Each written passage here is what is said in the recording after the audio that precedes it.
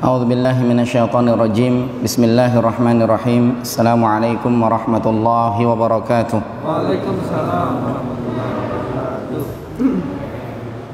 Innal hamdalillah nahmaduhu wa nasta'inuhu wa nastaghfiruh wa na'udzu billahi min shururi anfusina wa min sayyiati a'malina. Man yahdihillahu fala mudilla lah wa man yudlilhu fala hadiya lah. Wa ashhadu an la ilaha illallah wahdahu la syarika lah. Wa ashhadu anna Muhammadan abduhu wa rasuluhu la nabiyya ba'dah. Fa inna asdaqal hadithi kitabullah wa khairal huda huda Muhammad sallallahu alaihi wasallam. Wa syarral umuri muhdatsatuha wa kullu muhdatsatin bid'ah wa kullu bid'atin dhalalah wa kullu dhalalatin finnar.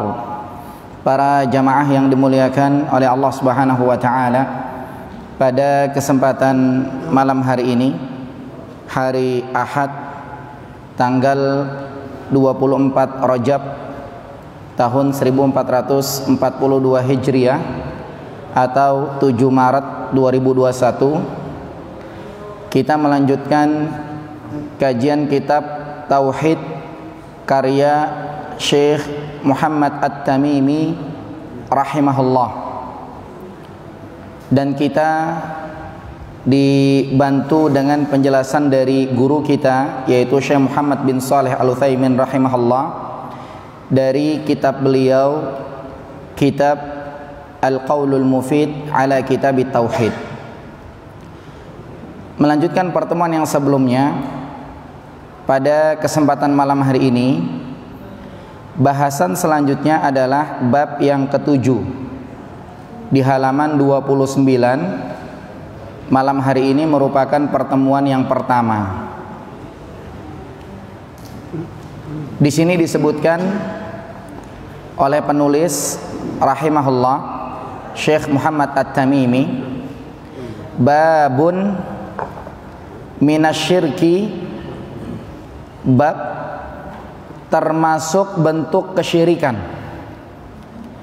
lubusul halaqati, yaitu memakai gelang, wal khayti, atau memakai benang atau jahitan, wa nahwihima, dan yang selain keduanya atau yang sejenisnya atau yang semakna dengannya, liraf'il bala au daf'ihi, tujuannya adalah untuk pengusir atau penangkal mara bahaya. Jadi judulnya adalah termasuk bentuk kesyirikan. Berarti yang akan dibahas bukan semua kesyirikan, akan tetapi pembahasan kita malam hari ini adalah sebagian bentuk kesyirikan. Dan syirik di sini mencakup pembahasan syirik kecil dan syirik besar. Karena bisa jadi dia syirik kecil, bisa jadi dia juga syirik besar.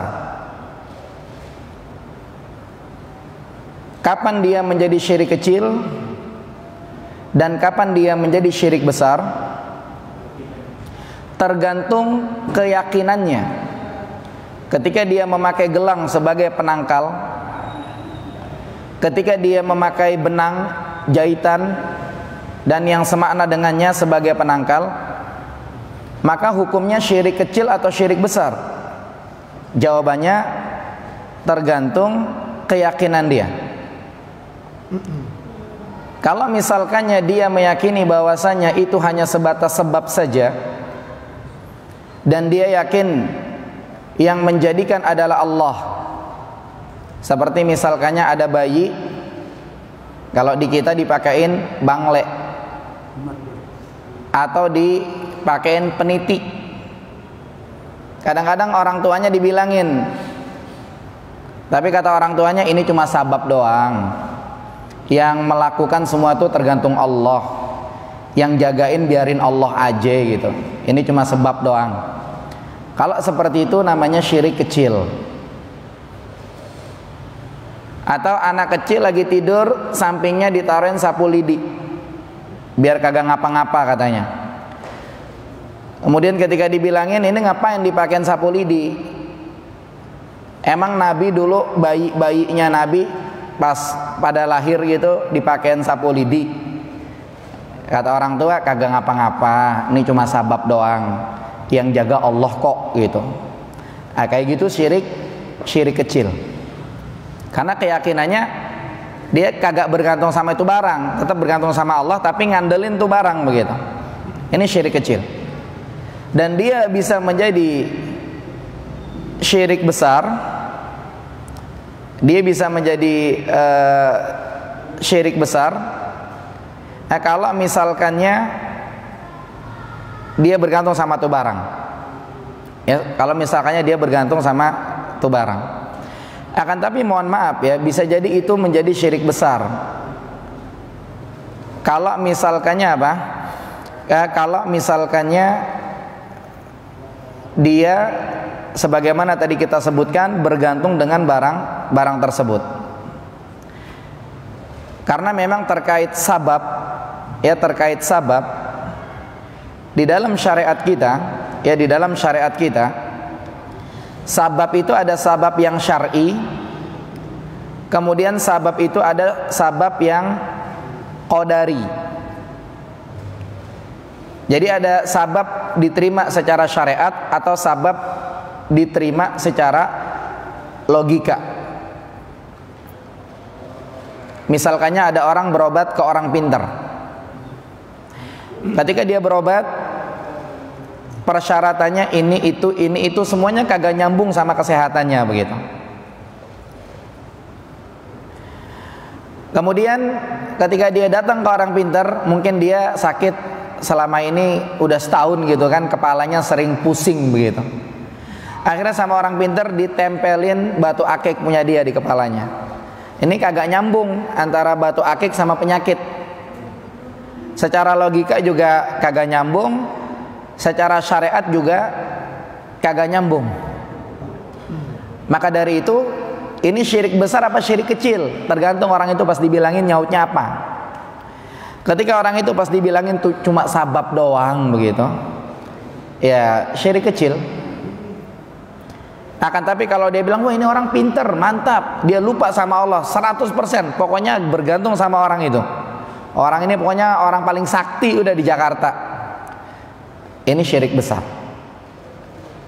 Karena sabab itu ada dua. Ada sabab diterima secara syar'i. Contohnya apa?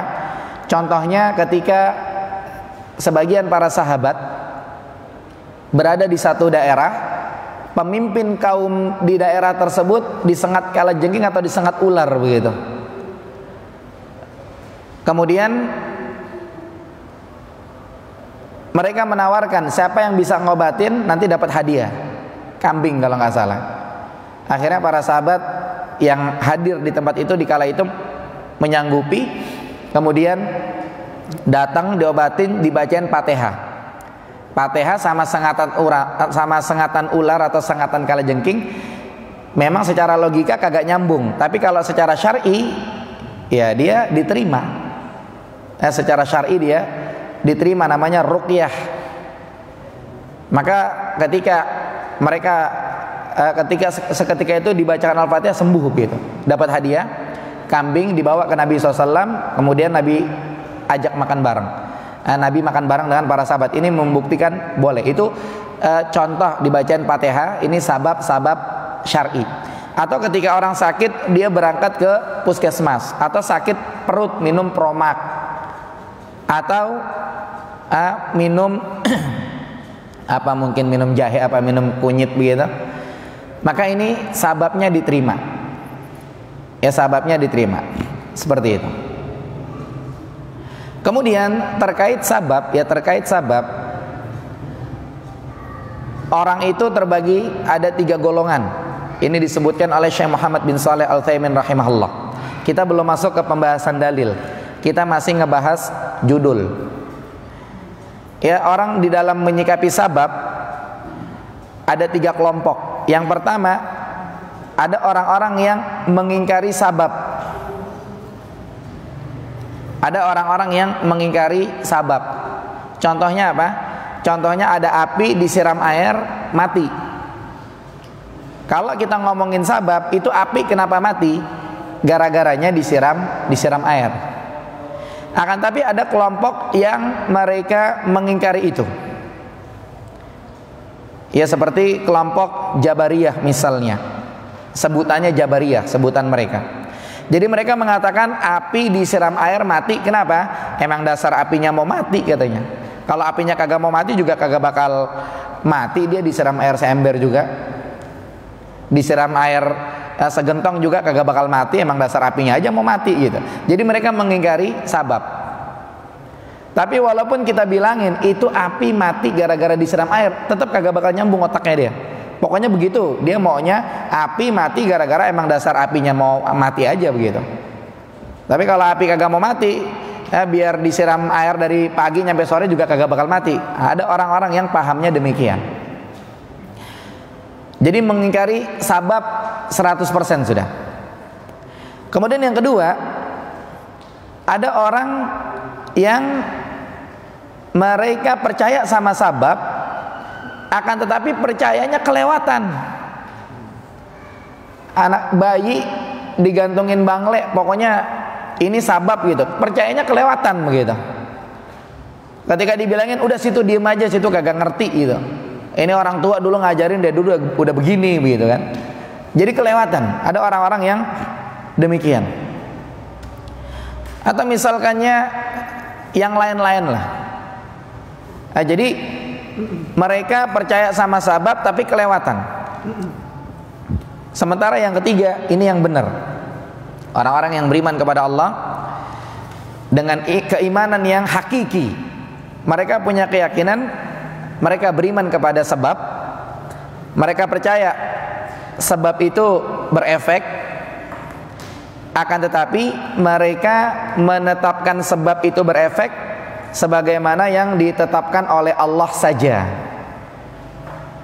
atau ditetapkan oleh Rasulullah SAW saja. Sebab yang kita katakan tadi secara syar'i diterima atau secara logika diterima. Ada orang sakit, didoain, ini sebab secara syar'i dia bisa sembuh. Kemudian yang kedua, ada orang sakit dibawa ke puskesmas, dibawa ke dokter. Ini sabab secara syar'i, secara logika diterima. Ya, secara logika diterima. Nah, mereka tengah-tengah dalam menyikapi sabab. Kemudian terkait memakai gelang, sebagaimana disebutkan di judul, atau memakai benang. Kalau misalkannya dia punya keyakinan itu gelang berefek dengan sendirinya, maka ini sama dengan syirik dalam hal rububiyah atau uluhiyah. Dalam hal rububiyah, karena di antara sifat rububiyah Allah bisa nyembuhin orang sakit, bisa ngasih rezeki, menciptakan, menghidupkan. Ini rububiyah. Tapi kalau uluhiyah itu berhak untuk diibadahi. Kenapa? Karena memiliki sifat rububiyah, bisa nyembuhin orang, bisa menghidupkan, mematikan orang, seperti itu. Makanya kalau ada yang pakai gelang sebagai penangkal, sebagai jimat, dia yakin ini gelang pokoknya benar-benar menjaga dia, maka ini namanya syirik. Akan tetapi kalau syiriknya syirik besar, ya, syiriknya syirik besar. Akan tetapi kalau misalkannya dia hanya meyakini sebagai sabab saja, Akan tapi itu gelang kagak ngaruh. Dia pakai gelang oke, bakal aman, tapi yang bikin dia aman adalah Allah Subhanahu wa taala. Maka seperti ini syirik kecil. Ya, seperti ini syirik kecil. Tapi beda dengan gelang kesehatan. Ya, dengan gelang kesehatan. Mungkin dia lebih cenderung apa? Lebih cenderung ke arah sabab yang bisa diterima secara logika. Berarti tidak ada kaitan dengan kesyirikan. Kalau memang itu terbukti gelang kesehatan begitu. Tapi kalau gelang kesehatan tapi gelangnya dari orang pintar, dari Mbah Fulan, wah itu mikirnya kita udah dukun aja udah. Kalau udah gitu berarti tergantung. Kalau dia meyakini itu gelang satu-satunya yang menyelamatkan dia, berarti syirik besar. Tapi kalau dia ketika dibilangin ngomongnya sabab doang, yang melakukan adalah Allah, yang ngejaga dia adalah Allah, berarti syirik kecil. Nah, untuk mengetahui sabab yang benar apa yang nggak benar, maka dilihatnya dari dua sisi. Yang pertama, sababnya syar'i atau tidak, seperti madu. Dalam surat An-Nahl ayat 69 Allah mengatakan fihi shifaun linnas. Madu itu bisa jadi obat buat orang. Berarti secara syar'i, secara Quran, madu bisa jadi obat. Berarti boleh. Atau misalkannya baca Quran, ada orang sakit dibacain Quran. Ini boleh, obat. Kenapa? Karena dalam surat Al-Isra ayat 82 Allah mengatakan wa nunazzilu minal Qur'an ma huwa syifa. Dan kami turunkan bagian dari Al-Qur'an itu ada untuk obat. Orang sakit dibacain Fatihah, dibacain An-Nas, Al-Falaq, Al-Ikhlas. Boleh atau tidak? Jawabannya boleh. Kita datang kepada orang sakit, kita izin sama dia. Mohon izin, saya pengen bacain buat Anda, buat antum Al-Fatihah, An-Nas, Al-Falaq, Al-Ikhlas. Boleh apa enggak? Orang sakit harusnya mempersilahkan. Kenapa? Karena ini orang pengen berbuat baik. Ini orang pengen sedekah, istilahnya, jangan dialangin. Loh Ustaz, nanti nggak masuk 70.000 orang yang dijamin masuk surga tanpa hisab dan azab. Insya Allah masuk. Karena yang dimaksud dalam hadis adalah minta diruqyah. Sementara dia kagak minta diruqyah, tapi orang datang pengen ngeruqyah dia begitu. Ini sama aja orang datang pengen berbuat baik. Nah, dia sebagai orang yang sakit jangan menghalangi orang melakukan kebaikan. Ya, tapi diterima. Akan tapi tentunya orang yang datang ini orang yang faham gitu ya. Tapi kalau orang yang kagak faham, kemudian dia datang, dia bilang sakit apa, udah berapa hari, berapa lama, izin ya saya bacain Yasin gitu. Wah, orang ini deg-degan, mikir dia udah sakit udah dibacain Yasin aja gitu.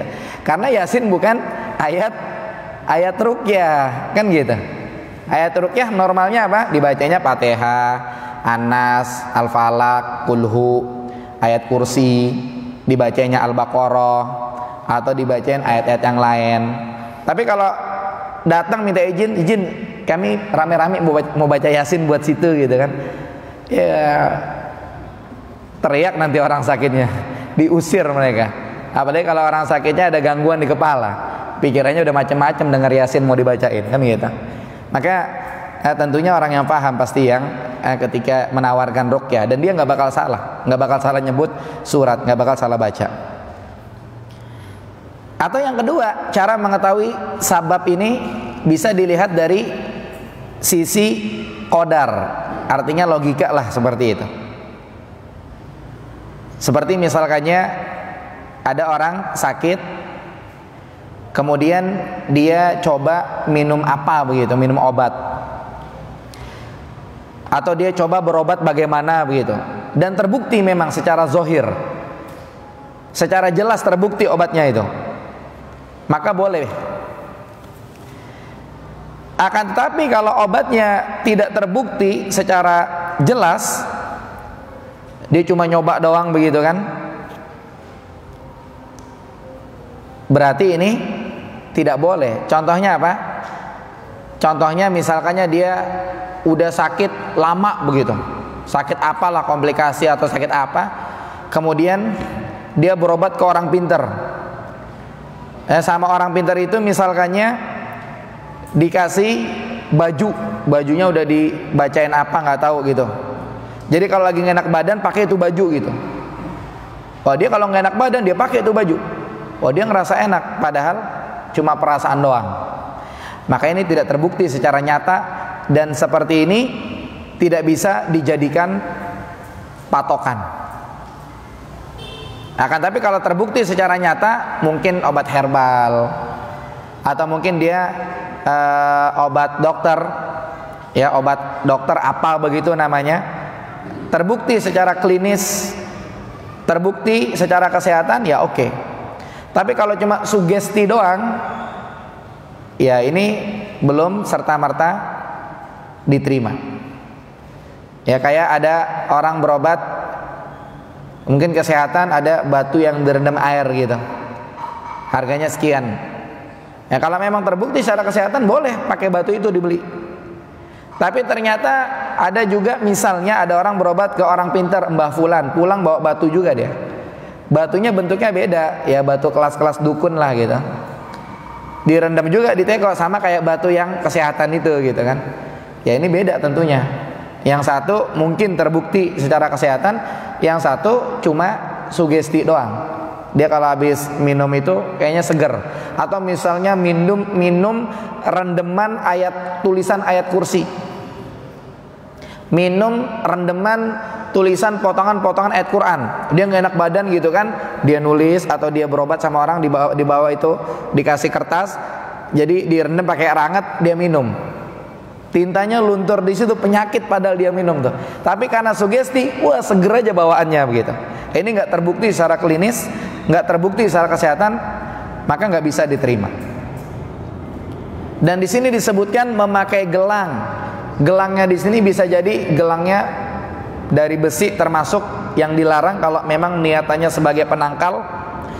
Kemudian juga gelangnya dari emas atau gelangnya dari perak, sama saja. Ini termasuk yang dilarang kalau niatannya buat penangkal. Tapi kalau benang, ini kita paham insyaallah.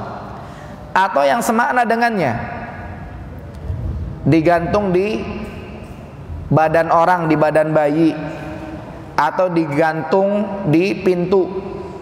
Dulu lagi rame-rame kolor hijau, ada orang-orang bikin tusukan sate, isinya bawang merah, bawang putih, cabai merah panjang, taruh di pintu. Ini termasuk yang semakna dengan pembahasan. Tujuannya apa? Tujuannya baik itu dia udah kena bala, supaya balanya itu hilang, atau dia belum kena bala, dia make biar kagak kena bala. Sama aja, dua-duanya nggak boleh. Ya, dua-duanya tidak boleh. Dan Syekh Muhammad At-Tamimi rahimahullah, penulis kitab ini, beliau tidak mengingkari sabab yang benar. Ya kayak misalkannya ada orang yang udah kena dia terpapar virus misalkannya, terpapar penyakit tertentu, ada pengobatannya, minum ini sembuh. Kemudian ada suplemen biar tidak terpapar virus, ada suplemennya, minum ini biar nggak kena virus. Maka itu tidak masalah kalau memang sababnya syar'i. Ya, kalau sababnya syar'i. Nah, penulis rahimahullah tidak mengingkari sabab yang syar'i atau sabab yang qadari, secara takdir, secara logika oke, diterima. Ini tidak diingkari oleh penulis rahimahullah. Itu terkait judul. Sekarang kita masuk ke ayat. Yang pertama surat Az-Zumar ayat 38. Allah Subhanahu wa taala berfirman, "Qul afara'aitum." Katakanlah, apa pendapat kalian? Afara'aitum, apa pendapat kalian? Bagaimana menurut kalian? coba ceritain sama kita. Ma tad'una min dunillah, apa yang sudah kalian ibadahi selain Allah tuh, yang kalian ibadahi selain Allah. Ibadah di sini, tad'un di sini kan artinya bukan ibadah, doa ya. Tad'un artinya doa. Ma tad'una min dunillah, apa yang kalian minta doa tuh selain Allah. Selain Allah berdoa sama mereka. Dan kita sudah sampaikan doa itu ada berapa? Doa itu ada dua.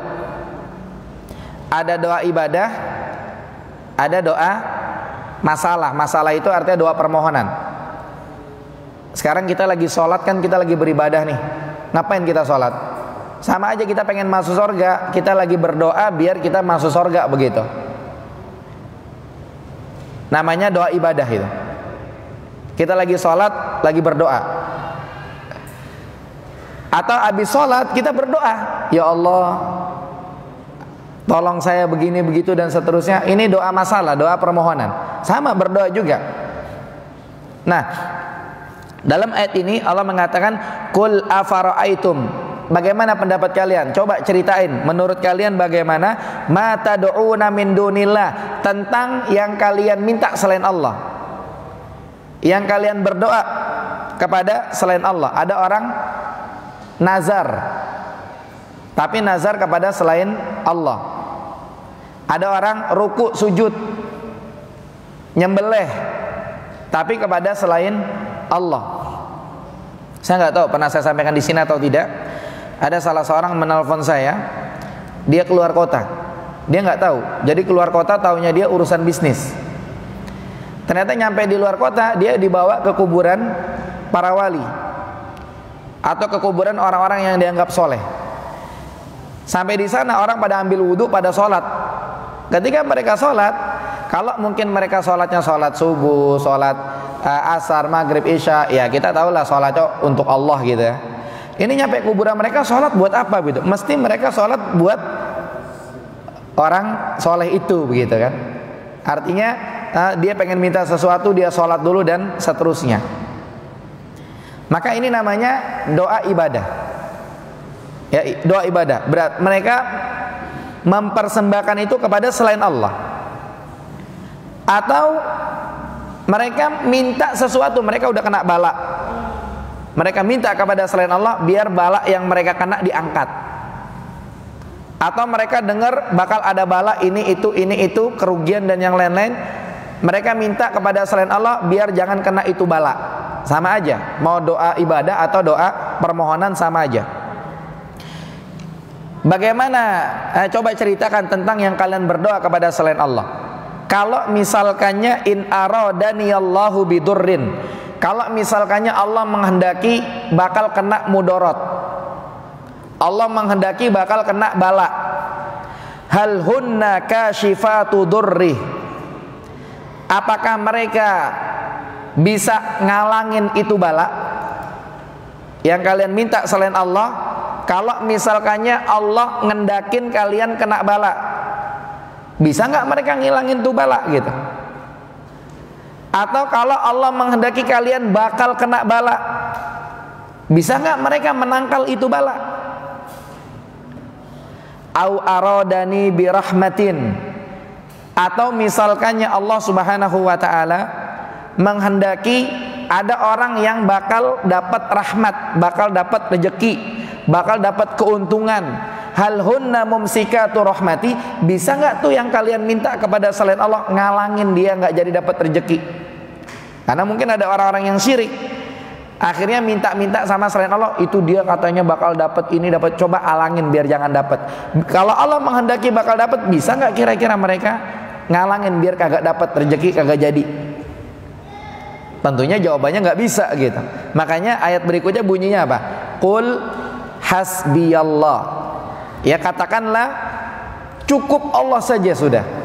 Jadi kalau memang bakal ditakdirin kena bala, Allah yang berbuat, Allah yang menghendaki, Allah yang menakdirkan. Kalau bakal ditakdirin balanya hilang, Allah yang menakdirkan. Kalau ditakdirin bakal dapat rezeki, Allah yang nakdirin.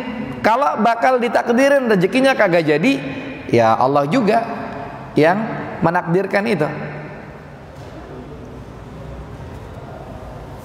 Alaihi yatawakkalul mutawakkilun. Alaihi, kepadanya, yatawakkalul mutawakkilun, orang-orang yang bertawakal, bersandar. Jadi bersandarnya hanya kepada Allah saja, itu yang benar. Ya makanya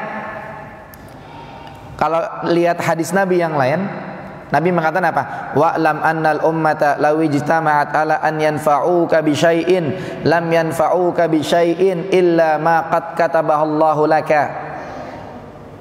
Ketahuilah kalau orang-orang pada ngumpul pengen ngebantu kita, pengen nguntungin kita, mereka nggak bakal bisa nguntungin kita kecuali bisa nguntungin hanya sebatas yang Allah takdirin doang.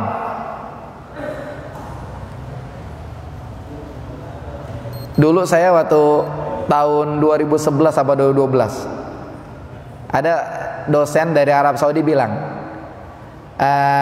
kapan antum mau nikah? Kapan antum mau nikah? Ana pengen kasih hadiah. Nanti ana yang tanggung biaya nikahnya.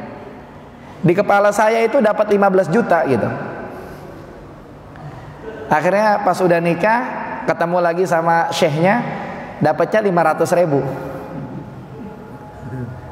Ini apa artinya? Artinya biar orang pengen ngebantu kita, dia nggak bakal bisa ngebantu kita kecuali hanya sebatas yang Allah takdirin doang. Allah nakdirin, dia ngebantu kita ya cuma 500 ribu doang gitu. Jadi jangan ngandelin orang deh gitu. Dan memang kalau hadiah ya jangan dikira utang ya. Nanti kalau saya bisnisnya berhasil, ntar saya beliin motor baru deh gitu. Itu dia cuma ngomong gitu doang. Bisnis dia udah berhasil kan, dia cuma ngomong doang, kagak janji, kagak apa gitu kan. Jangan kita membahasan utang, dia tuh kurang ajar, udah ngomong bisnis berhasil pengen beliin motor baru kagak dibeliin. Kagak, kita yang salah. Kita aja udah kepedean gitu kan. Karena kalau kita belajar nanti akan terbahas masalah-masalah seperti itu. Itu manfaatnya kita belajar. Ya. Nah,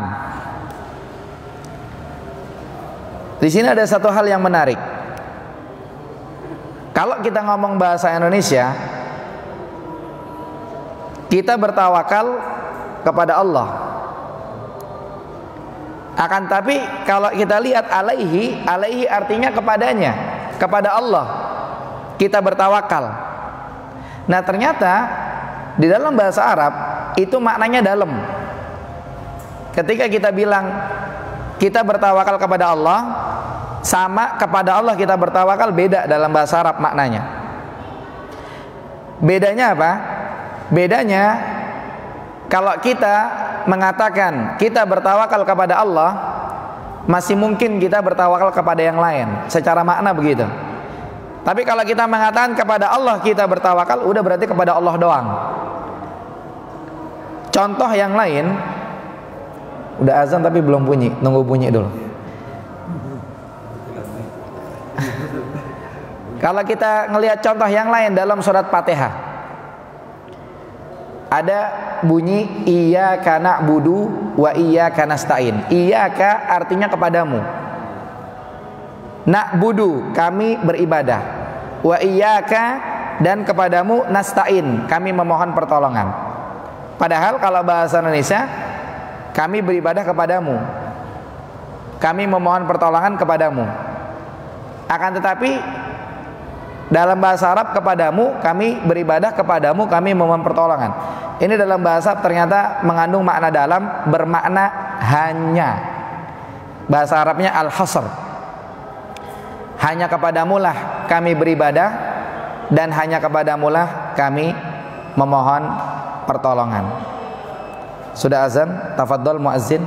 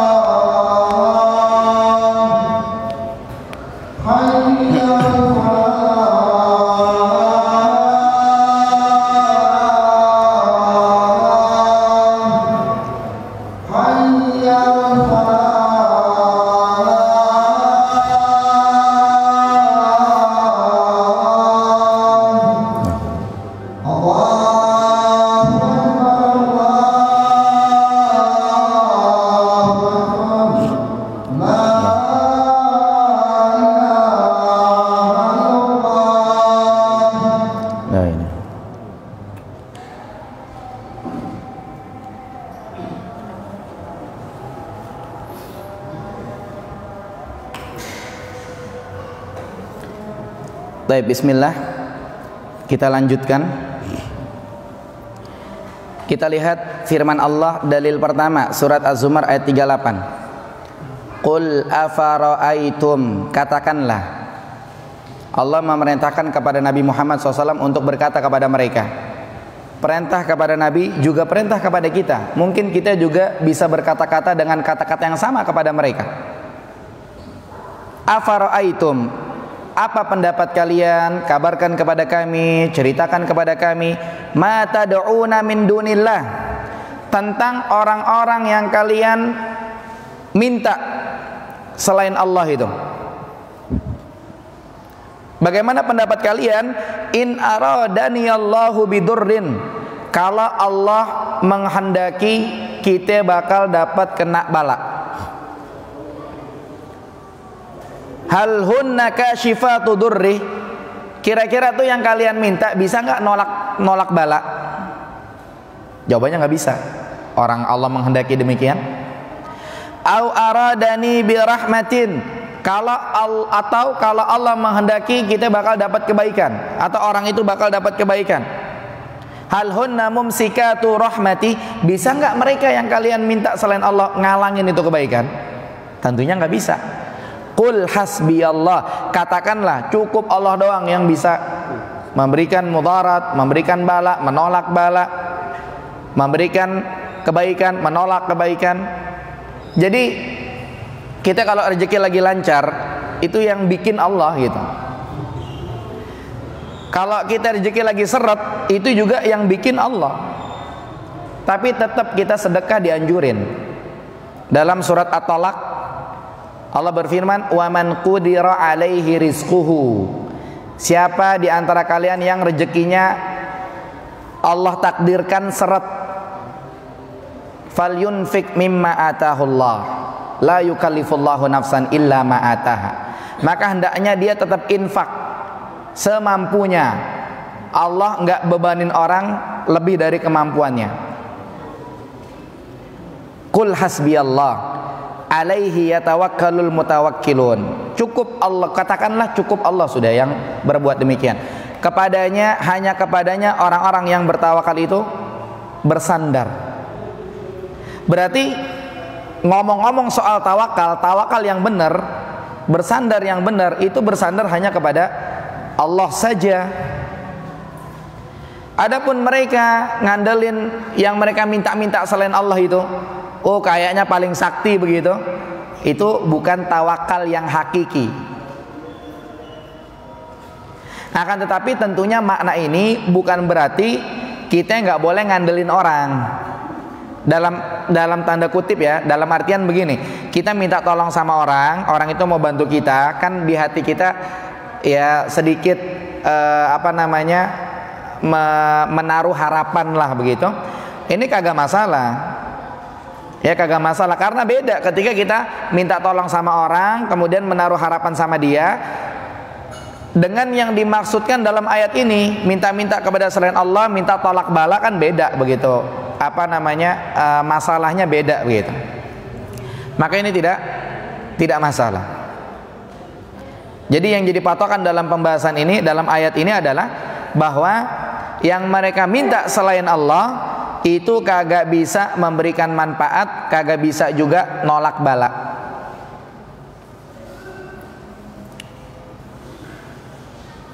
Kalau kita mau lihat-lihat dari sabab syar'i, nggak boleh kita minta kepada selain Allah.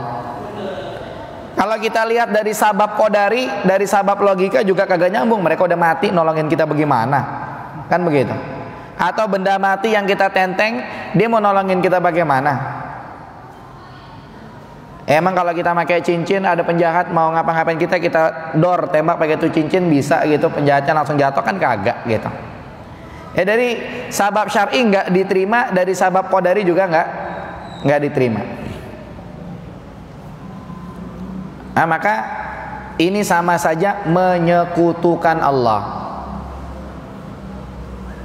Kemudian patokan yang berikutnya adalah kata-kata hasbi Allah.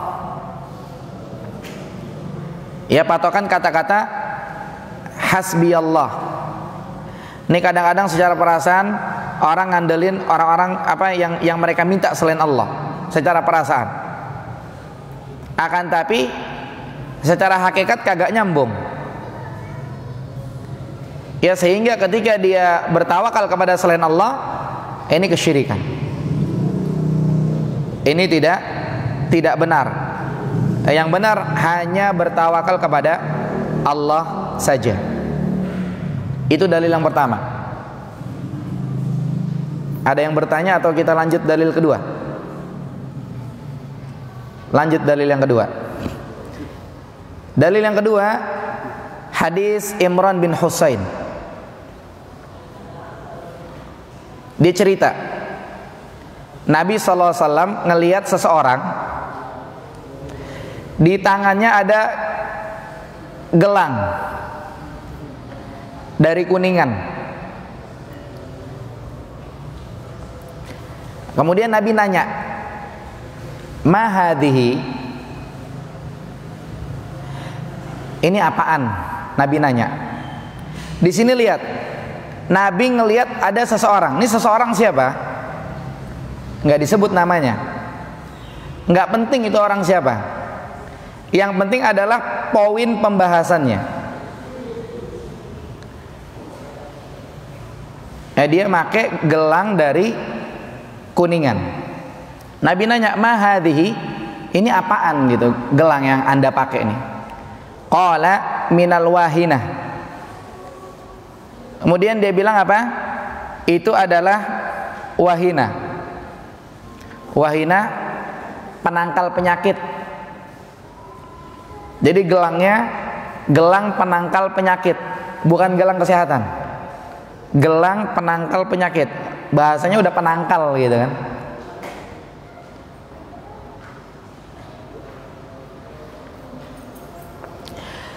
Kemudian faqala, Nabi mengatakan, inziha, lepasin itu gelang. Fa innaha la yaziduka illa wahnan. Fa innaha, bukan la yaziduka ya, la taziduka, karena hak wanita nih, perempuan, muannats. Fa innaha la taziduka illa wahnan, karena itu gelang kagak bakal memberikan sesuatu kepadamu kecuali yang ada adalah wahan. Kalau kita ngomongin wahan, cinta dunia, takut mati, wahan itu. Jadi kagak bakal memberikan manfaat. Yang ada gara-gara make itu gelang, yang ada tambah lemah. Fa innaka law mitta, kalau kamu mati, wahia alaika, kemudian itu gelang tetap dipakai, ma'aflahta abadan, engkau nggak bakal untung selama-lamanya.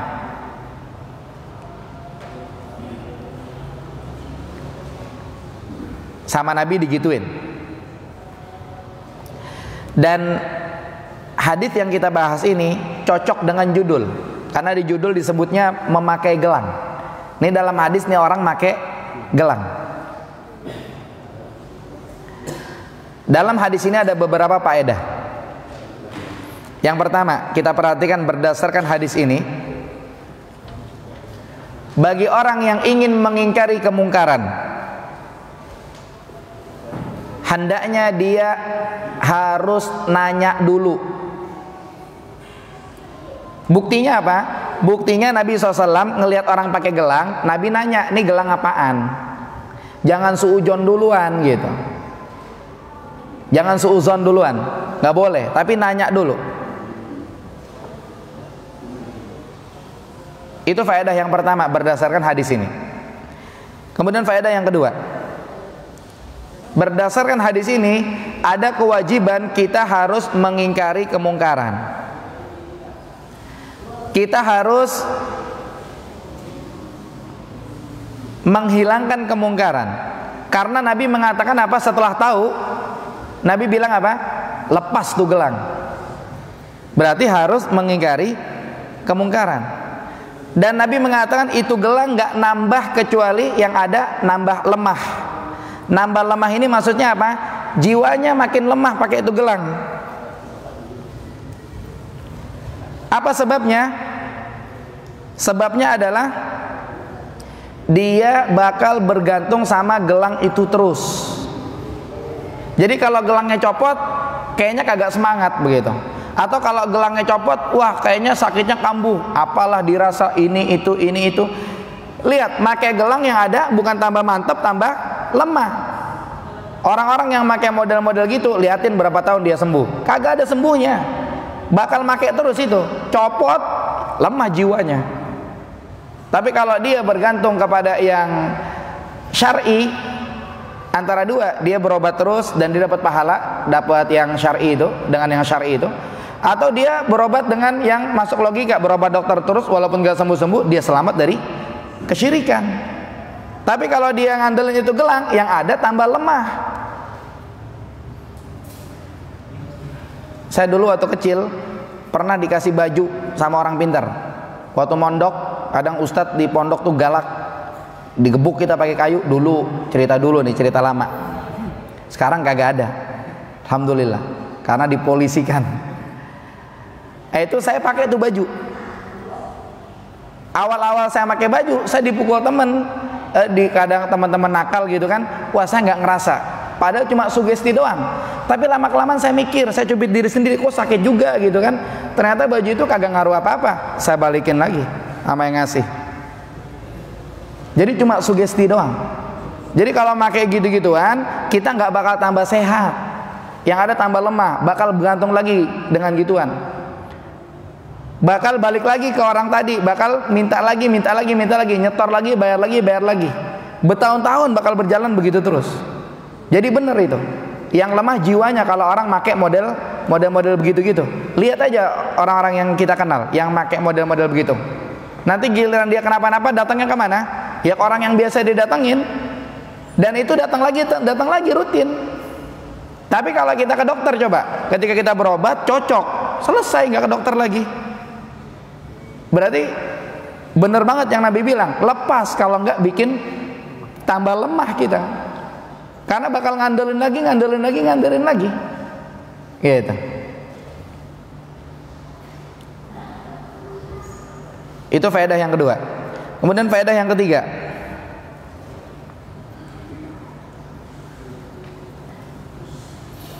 bahwasanya sebab ketika orang pakai gelang, sebab yang diharapkan itu kagak nyambung secara syar'i, kagak nyambung. Secara adat juga kagak nyambung. Secara pengalaman orang juga kagak nyambung. Dia sakit komplikasi makanya gelang. Ya kagak nyambung pengalaman orang, dia berobat kemana begitu kan. Kemudian yang keempat, kalau misalkannya kita pakai gelang atau yang semakna dengannya untuk tolak bala, ini adalah bentuk kesyirikan. Kenapa? Karena Nabi mengatakan lau mitta wa hiya 'alaika ma aflahta abadan. Kalau kamu mati sementara kamu masih pakai itu gelang, kamu nggak bakal untung selama-lamanya. Kebalikannya apa? Rugi. Jadi ngambil keuntungan dari gelang yang dia pakai sementara sifatnya dia mati bakal rugi. Ini syirik kecil apa syirik besar? Tergantung keyakinannya. Yang terakhir, dalam hadis ini patokan amal tergantung akhirnya. Karena Nabi mengatakan lau mitta wahya 'alaika, kalau kamu mati dan itu masih kamu pakai. Berarti patokan amal tergantung akhirnya. Sehingga di sini dipahami kalau dia bertaubat sebelum itu maka taubatnya diterima. Nah, kita baca gini-ginian kita jadi ngerti gitu kan. Sehingga kalau kita ngalamin hal-hal begini bisa selamat insyaallah. Wallahu a'lam bishawab. Cukup insyaallah. Dalil berikutnya dilanjutkan pada pekan depan. Insyaallah kita ketemu setiap pekan kecuali pekan keempat. Dan ingat pembahasan kita adalah tafsir tauhid. Tafsir syahadat kita. Syahadat kita asyhadu alla ilaha illallah asyhadu anna muhammadar rasulullah. Pembahasannya kagak ada habis-habisnya. Makanya kita ikuti kajiannya terus sampai tuntas kitabnya insyaallah. Demikian yang benar datang dari Allah Subhanahu wa taala, yang salah dari saya pribadi. Barakallahu fikum. Wa sallallahu ala nabiyina Muhammad wa akhiru da'wana anil hamdulillahi rabbil alamin. Subhanakallahumma bihamdika asyhadu an la ilaha illa anta astaghfiruka wa atubu ilaik. Assalamualaikum warahmatullahi wabarakatuh.